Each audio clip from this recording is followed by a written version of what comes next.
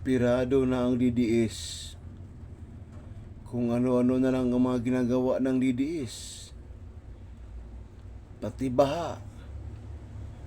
Pati basura sa baha. Pinapalaki ng pinapalaki. Para makasira lang sila sa Pangulo. Para makasira lang sila sa Pangulo ng bayan. Baha, mga basura, kung ano-ano na lang ang kanilang ginagawa. Sino bang naniniwala sa mga paninira ng DDS? Sa Pangulo? Sila lang naman ang naniniwala. Mas maraming nagmamahal sa Pangulo kaysa naninira sa Pangulo. Kapiraso lang naman yung DDS. Kapiraso lang ang DDS. Na kahit anong paninira sa Pangulo, hindi sila nagtagumpay. Hindi sila nagwagi. Kung ano-ano na lang ang paninira nila sa Pangulo. Pagkatapos, di ba? Wala namang nangyayari.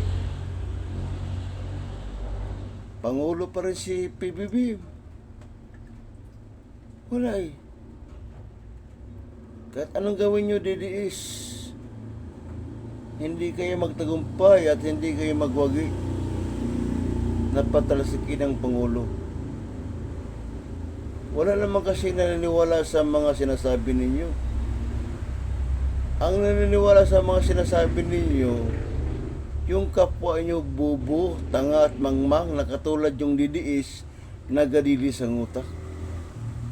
Yan lang naman ang naniniwala sa inyo. Bukod doon, wala na. Kaya nga, hindi kayo nagtagumpay. Kaya nga, hindi kayo nagwagi na patalsikin ng Pangulo. Kasi nga, kapiraso lang kayo. Kapiraso lang kayo. Mas maraming taong Pilipinong nagmamahal sa Pangulong Ferdinand Marcos Jr. Mas marami. Kaya hindi kayo nagtatagumpay.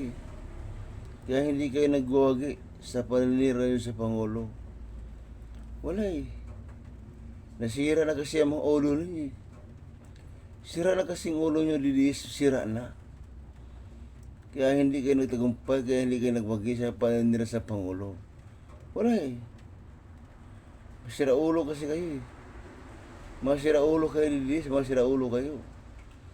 Kaya hindi kayo nagtagumpay sa paninira sa Pangulo kasi mga sira ulo kayo.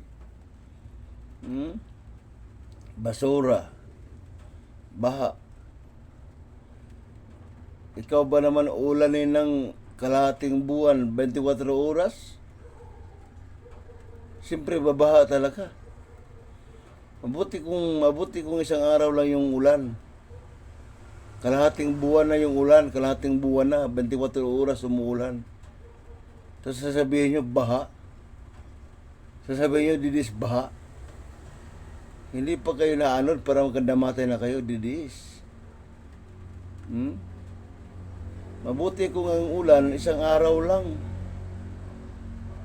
Kalahating buwan na, umuulan, kalahating buwan, 24 oras yun, kalahating buwan.